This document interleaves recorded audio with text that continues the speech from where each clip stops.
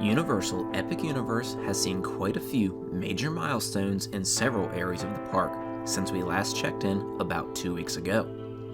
From landscaping around the How to Train Your Dragon roller coaster, to a massive amount of concrete being poured in Dark Universe, and even more scaffolding removed in the streets of Paris. All of this and more just ahead in this week's Universal Epic Universe construction update, with our aerial views provided to us as always by BioReconstruct. Now, starting off this Epic Universe construction update in the How to Train Your Dragon land in the Isle of Burk, the top of the entry portal to the land has seen the completion of the sculpting of the rockwork that has been making its way to the base of the portal beacon. Soon, we should start to see the painting of this rockwork match the moss-covered rocks seen throughout the land. Next to the entry portal to the land, the sheep that were installed last update have since been painted, giving them the look of different colored sheep. Throughout the left side of the land, there are several new small excavation sites for utility work before concrete pathways are poured in the coming months. Inside of the believed kids' play area, in front of the second launch of the roller coaster, is starting to see some of the rockwork sculpted, making its way towards the remaining mesh. Across the lagoon, the retail building that we have seen receiving rock chips the last several updates has made good progress with the sculpting of the rocks, making their way up the backside of the building towards the roof. The central full-service dining location, thought to be named Mead Hall, has seen a significant amount of progress made in the sculpting of the rockwork that will surround the location. Most of the rockwork in the back of the building has been completed, as workers are making their way to the front of the building before making their way up the scaffolding to the top of the mountain.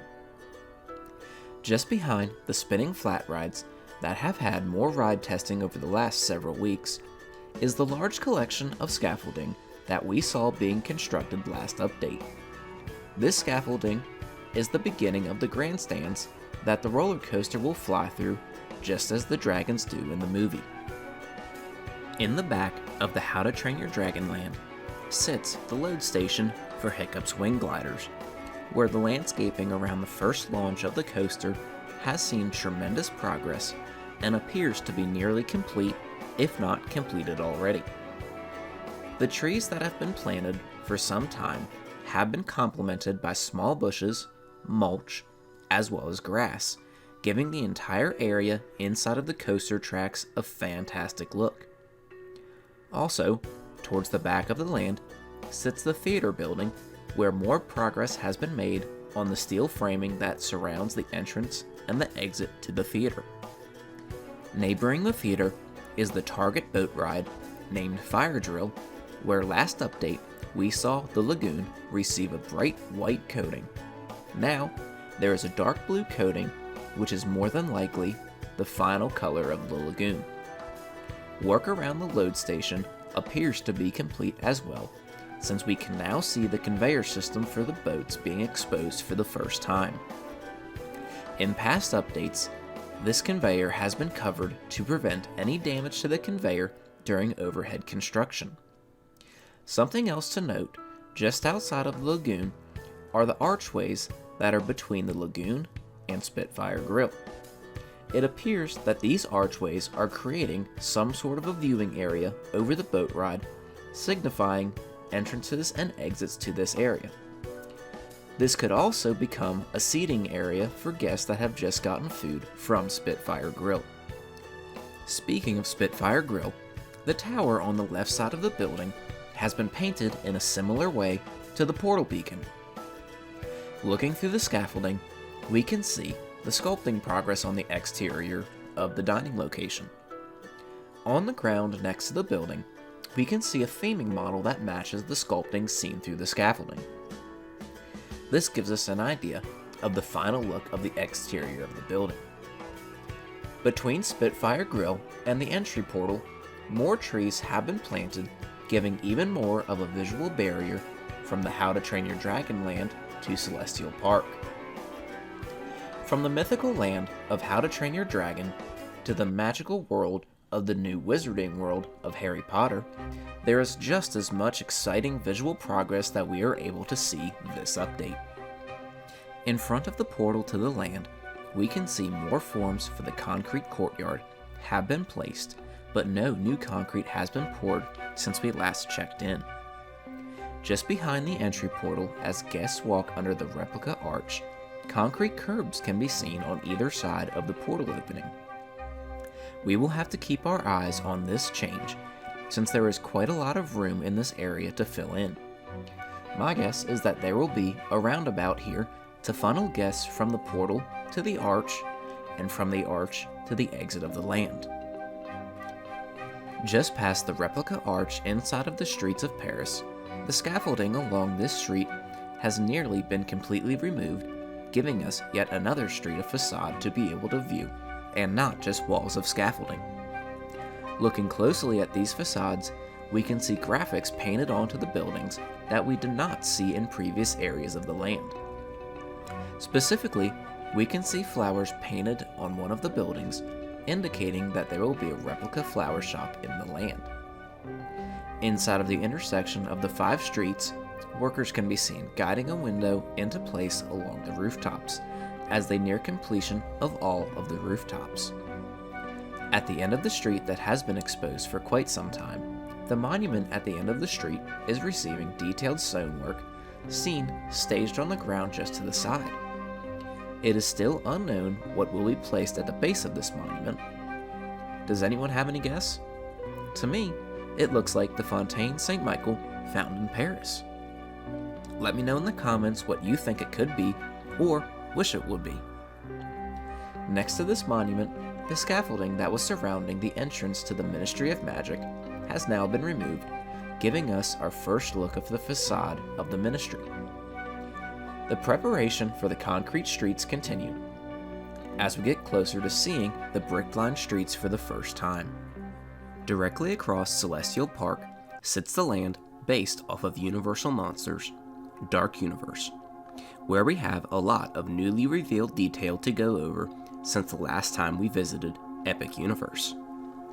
As guests enter Dark Universe, just on the other side of the entry portal, they are met by a graveyard, where we can see the headstones have multiplied and are lining the pathways guests will take before entering the village. Along the pathway, there is an elevation change on the side of the crypt, as we can see the change in height of the dirt along the wall as we make our way towards the mouth of the village. At the front of the village, where scaffolding has been covering the believed broken bridge, the left side of the entrance has seen new exterior boards shaped as what looks to be a tower overlooking the broken masonry. Inside of the village, more shingles have been installed on the right side of the village, and the roofs on the left side look to be starting to be prepared for shingles as well. At the back of the village, more scaffolding has been removed around the standalone broken masonry wall. This wall has the appearance of falling apart and will likely look similar to the broken masonry at the front of the village that is still covered. Ride testing for Curse of the Werewolf continues, as during this update, there was a ride train on the tracks moving while Bio was above. Inside of the forest of Curse of the Werewolf, several of the curbs of the walkways appear to be either painted black or covered in something to protect them.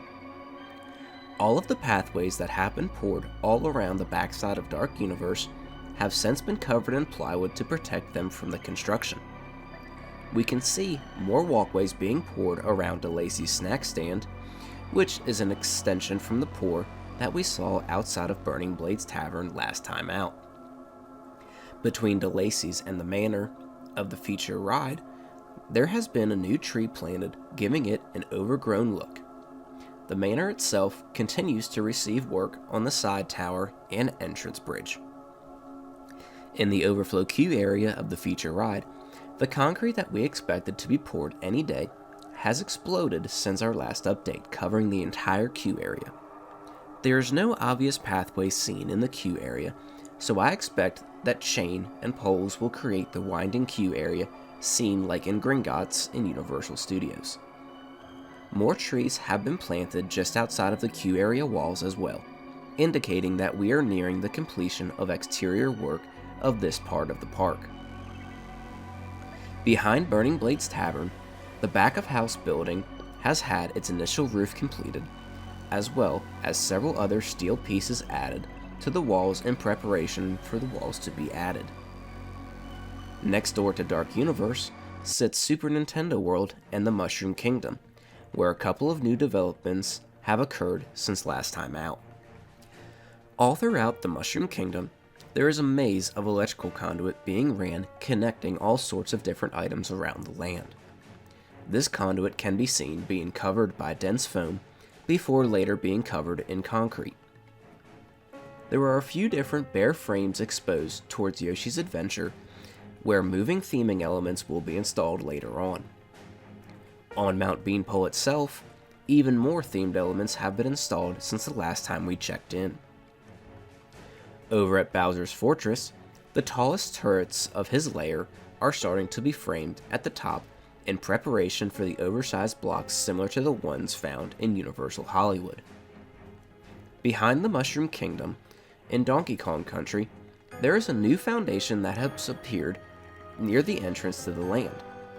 It is unclear what this foundation will be, but this could be the start of the plane that we have seen in the renderings.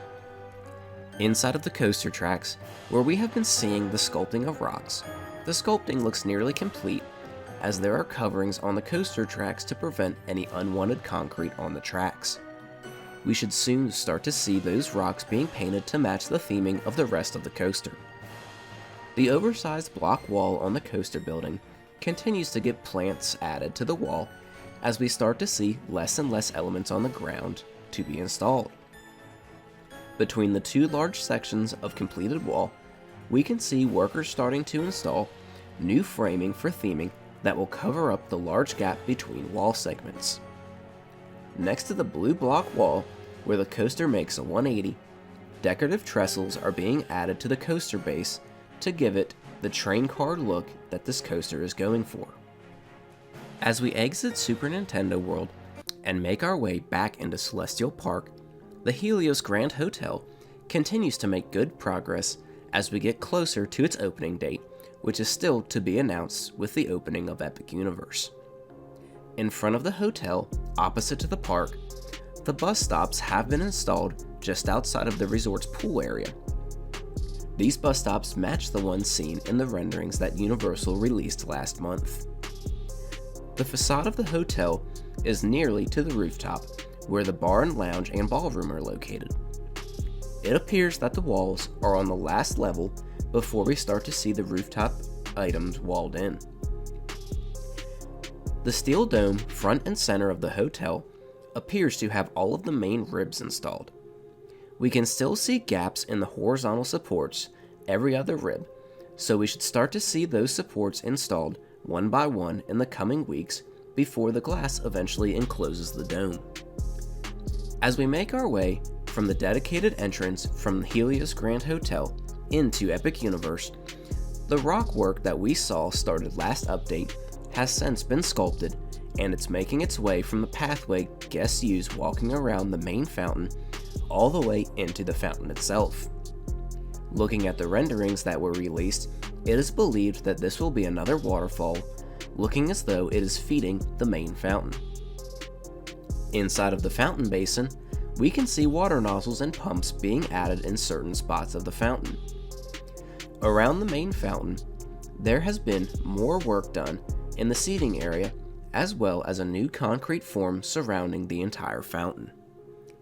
Astronomica, which is the kids' water play area, has seen its first decorative concrete pour complete, as well as the water nozzles begin to be encased in concrete.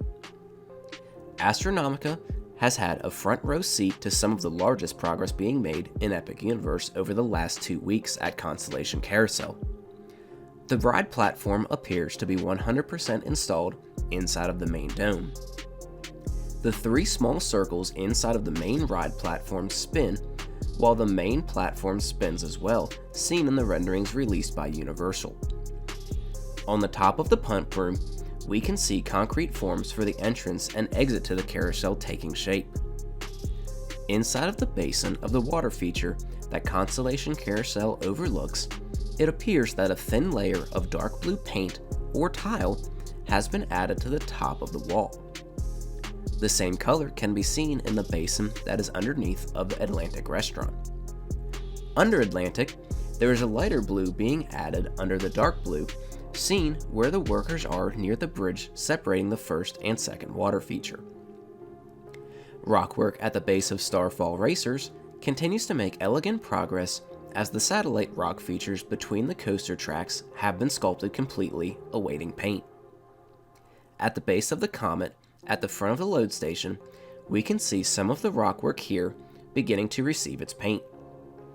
All of the rockwork in this part of the coaster will have that color rockwork. Next to the How to Train Your Dragon portal, where the most recent project has kicked off, the two quick service dining locations have seen their foundation work start as the footers are currently being excavated in preparation for concrete. At the main entrance to Epic Universe, work continues on either side of the entry gateway to continue theming this area. The security plazas on the other side of the courtyard have received waterproofing on their roofs, as well as roofing supplies can be seen being delivered on the roofs of each plaza. As we make our way out of Epic Universe and out of this week's Universal Epic Universe construction update, I want to give a shout out to BioReconstruct for his continued aerial coverage of the progress of Epic Universe, as well as Alicia from Theme Park Stop for her continued investigative work on new permits and rumors all around Epic Universe. If you enjoyed this Epic Universe construction update, be sure to leave a like and don't forget to subscribe so you don't miss the next construction update. And with that, travelers, until next time, have a great one.